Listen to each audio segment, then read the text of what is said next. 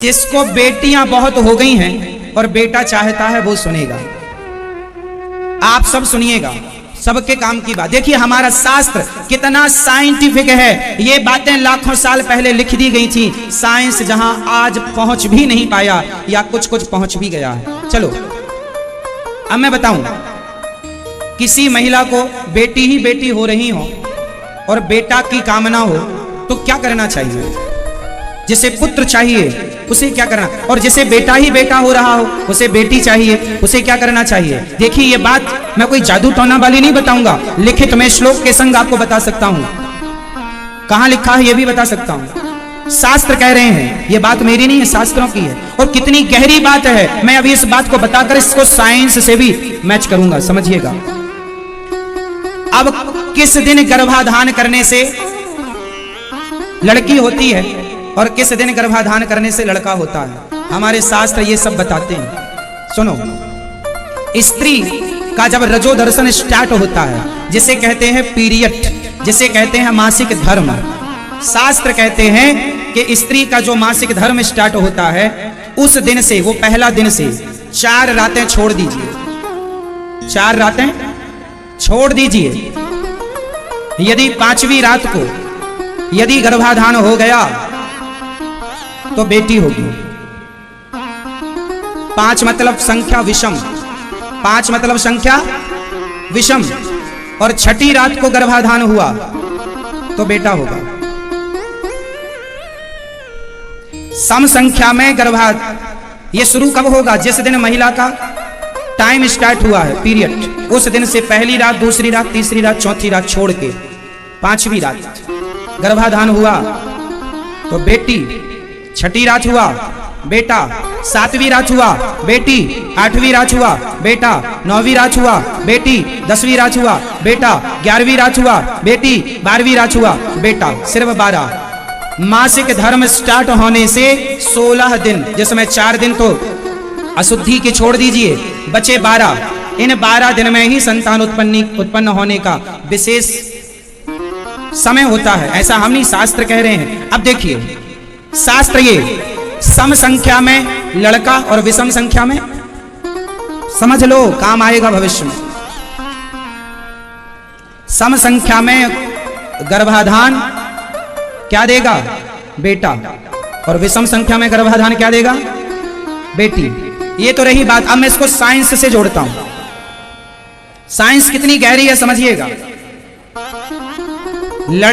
लड़की स्त्रियां जब मासिक धर्म से 4 दिन बाद जब वो बाहर निकलती हैं, अर्थात जब वो उनका मासिक धर्म समाप्त होता है, उसके बाद जो पहला दिन होता है, जैसे चौथे दिन स्त्री शुद्ध हो गई और 5वां दिन, पहले 5वां दिन है, उस दिन उसके शरीर में वह तत्व तैयार होंगे जिससे पुरुष का संयोग होने से कन्या ही जन्म लेगी। कन्या के विषाणु तैयार होंगे और दूसरे दिन मतलब 6ठे दिन पुरुष तैयार हो जाएगा, मतलब पुरुष के विषाणु।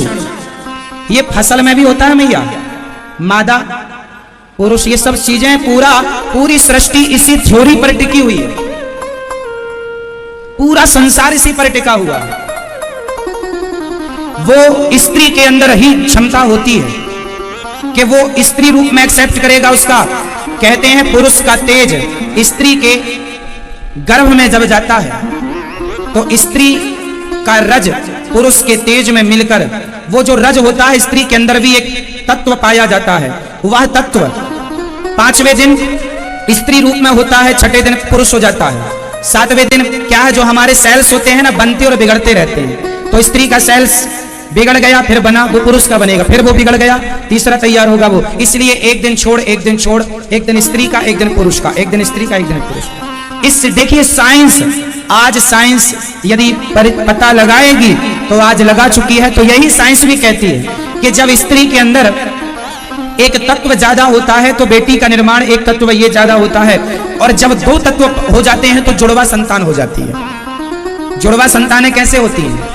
एक ही भाग 2 भागों में स्त्री और पुरुष का तत्व मिलकर जब 2 भागों में पेट के अंदर किसी कारणवश डिवाइड हो गया तो 2 संतान की तैयारी चालू हो गई पेट के अंदर। ये साइंस है। ये साइंस जो आज बता रहा है, हजारों साल पहले हमारे ऋषि मुनियों ने बता दिया। लड्डू गोपाल की पूजा किया करो। और लड्डू गोपाल की पूजा करते समय यही मांगा करो। वैसे तो भागवत सुनने से 7 दिन अगर आप भागवत सुने मन लगा के नियम से, जिस इच्छा से आप भागवत सुनेंगे आपकी वो इच्छा पूरी होगी, करेंगे ही भागवत उसे पूरी। लेकिन न्याय संगत हो, अन्याय संगत ना हो। अन्याय वाली इच्छा पूरी नहीं होगी, न्याय वाली जो आपके मुताबिक न्याय है वो उसमें।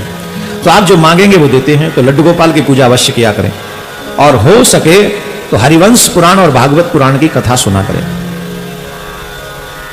लड्डू गोपाल जी पे तुलसी दल चंदन लगाकर चढ़ाया करें। तुलसी दल चंदन लगा के लड्डू गोपाल पे चढ़ाएं। बहुत जल्दी उसका रिजल्ट आपके सामने होगा कि आपके गोद में लड्डू गोपाल स्वयं आएंगे, लीला करेंगे। और एक और बात, जिनके घर में पुत्र न हो, संतान न हो, उन्हें भगवान के उत्सव में सम्मिलित जरूर होना चाहिए। जिनके घर के बच्चों के विवाह में लेट हो रहा हो, उन्हें ठाकुर जी के विवाह में लेट जरूर जाना चाहिए, शामिल होना चाहिए। जब लगे ना हमारे बच्चों के घर में, आजकल तो बहुत लेट होता है विवाह, और ये समस्या होती जा रही है। ये एक बहुत बड़ी समस्या है कि हमारे बच्चों का विवाह बहुत लेट से होता है, और ये अपने आप में एक समस्या है।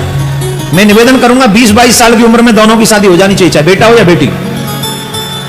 जब वो 20-22 साल की उम्र में शादी हो जाएगी, 22 साल के, 21 सरकारी आंकड़े कहते हैं कि सरकार 18-21 के बाद ही करनी चाहिए, तो 21 और 22 में शादी कर देनी चाहिए। क्योंकि जितनी जल्दी आप शादी करोगे उतनी जल्दी एक नया वंश आगे आएगा, और जब तक तुम्हारे कंधे बूढ़े होंगे तब तक वो कंधे जवान हो चुके होंगे। और यही क्रम सृष्टि का है, इसीलिए भगवान ने क्रम बनाया है। अब आजकल बच्चे कहते हैं हमारा कैरियर, पता नहीं कौन सा कैरियर है। हमारे जमाने में तो साइकिल वाला कैरियर था एक, उस पे पीछे बैठ जाते थे, घर पहुंच जाते थे। आजकल बच्चे नए नए कैरियर ढूंढते, तो शादी के बाद उसे कंटिन्यूस कर सकते हैं आप, लेकिन शादी समय पे कीजिए। एक और मैं आपको घटना बता दूं इसके पीछे, जो बच्चे शादी लेट से करते हैं उनके यहां संतान होने में प्रॉब्लम आ रही है आजकल। कोई नहीं बताएगा इस बात को आपको। जिनके बच्चे शादी लेट कर रहे हैं उनको आगे संतान उत्पत्ति में कष्ट हो रहा है, परेशानी आ रही। अब शादी ही तो लेट कर रहे हैं, ब्रह्मचारी थोड़ी है। विश्वामित्र जी तो है नहीं, तो शादी लेट से होगी, बाकी वासना है तो वही है, व्यभिचार तो वही है, तो मामला खराब रहता है, फिर बात बनती नहीं। इसलिए विवाह समय पे हो जाए तो संतान उपयोगी होगी और हम सबके लिए मंगलकारी होगी। इसलिए शादी जल्दी समय पे कर लेनी चाहिए, बेटा हो या बेटी, कोई भी। कहाँ रहत? मड़ोरा एंगा राजा बकरी में। कहाँ पढ़े जो मोट के बोलो पास क्या बात? सब एक लड़की है, लड़की है, आओ लड़का हो पत्र चाहो। एक और प्रश्न लिखो, तो ये- आओ नजदीक। आपके मन में 2 प्रश्न हैं, ये लिखे। आपके मन में 2 प्रश्न हैं, परेशान। प्रथम, भविष्य में धन व आर्थिक विकास के लिए क्या करें? माइक से बोलो हाँ या ना। हाँ। यही है आए। दुकान खोलो, सफल हुई है, पुत्र योग का आशीर्वाद। जय हो बागेश्वर सरकार की जय।